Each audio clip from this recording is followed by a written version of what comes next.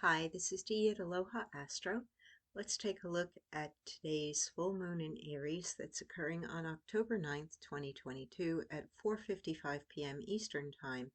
It will be at 16 degrees 33 minutes of the cardinal fire sign of Aries. So let's see what I have written here.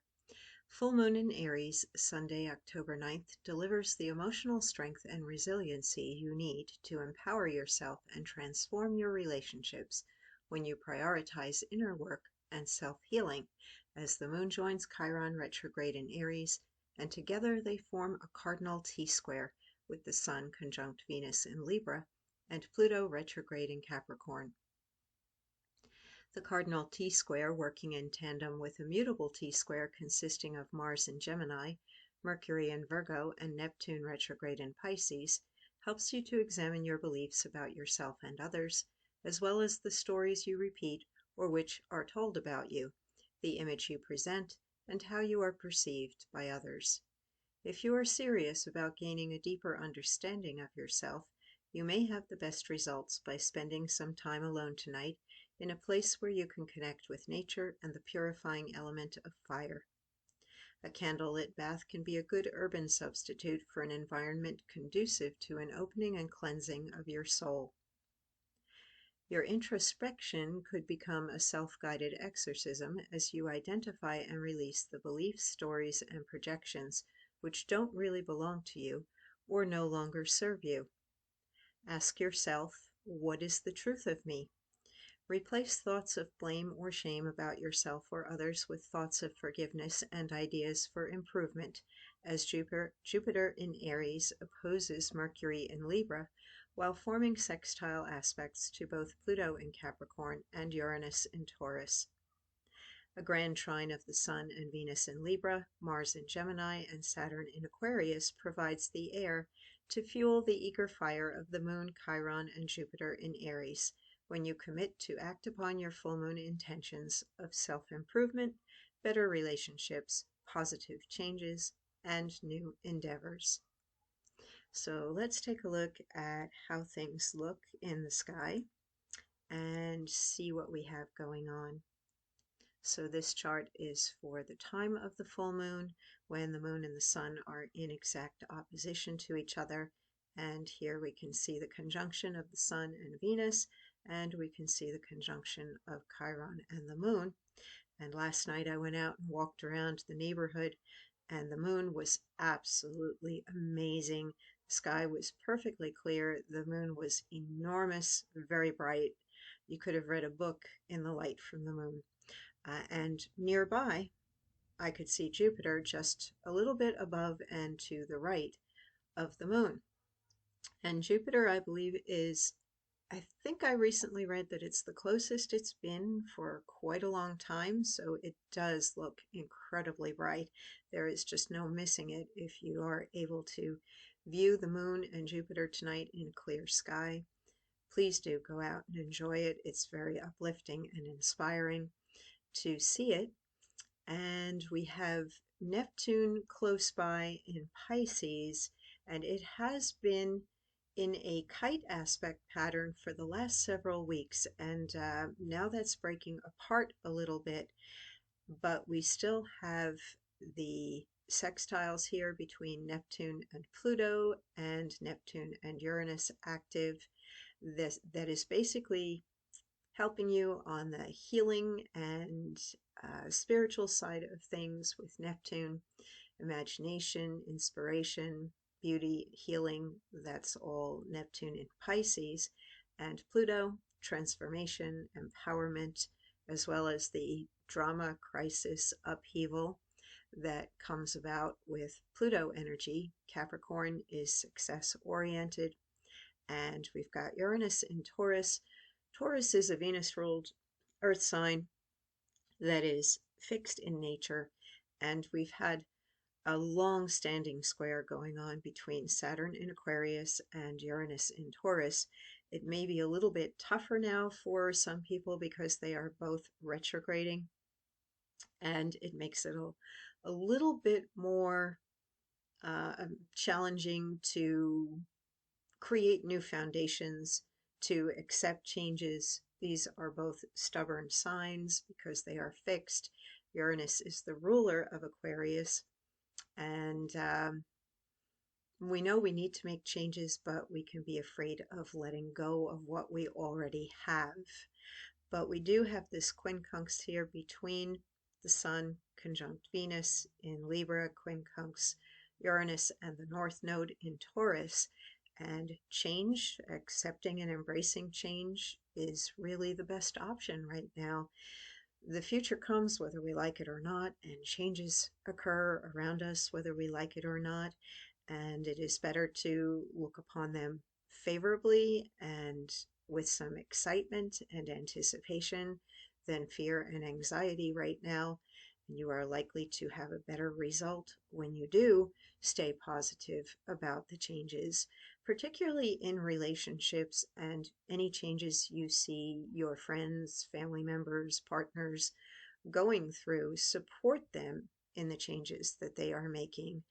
Uh, just because they're changing doesn't necessarily mean you're going to lose them, and it doesn't erase the love necessarily that you've already had. Just because people come, people go, we fall in and out of love, it doesn't negate the fact that you've had a relationship or you've had a history with somebody. That never goes away. That becomes a part of you. And I think the T-square of this full moon is emphasizing that particularly. We are all made up of all our past experiences, our past relationships, and what we carry around with us about how other people view us, what they say about us. And it is really up to us what we want to hold on to and what we want to believe, and whether we're going to create our own identity from negativity or positivity. You know, what is worth hanging on to, what is not, may be the question. And Aries is the cardinal fire sign that says, I am. And making a list of your intentions and your affirmations may be a powerful thing to do at this full moon. As to who are you? I am what? I am strong, I am loved, I am wealthy, I am beautiful, I am intelligent. Whatever comes to your mind, make that statement, write it down. We've also got this T-square here with Mercury in needs-oriented problem-solving Virgo, and it's opposing both Neptune in Pisces and Jupiter in Aries, and it's squaring Mars in Gemini. And all the mutable signs are flexible and adaptable, and Mars in Gemini can be dualistic. It looks at multiple options, or it can hold on to the idea of two different things at one time. So there's always the potential for some deception or illusion when Mercury is opposing Neptune. And the question really is what is true, what works, what does not work, what do you wish to project, because imagery is very strong with Neptune in Pisces.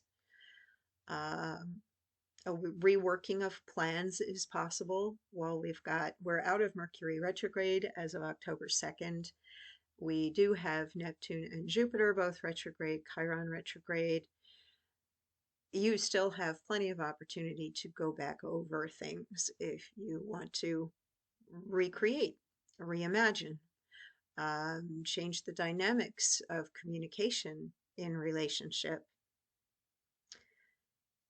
The North Node with Uranus, we can have twists of fate very easily come up during this time period and for the weeks ahead. It is important to keep imagining or envisioning your highest ideals, but also remain open to looking at things that aren't what you've been envisioning and considering whether they are viable options for you or if it's the universe pointing you in a different direction for your highest good. Um, so that's the focus of the full moon, very busy. We have all the cardinal signs being activated. We have the mutable signs being activated.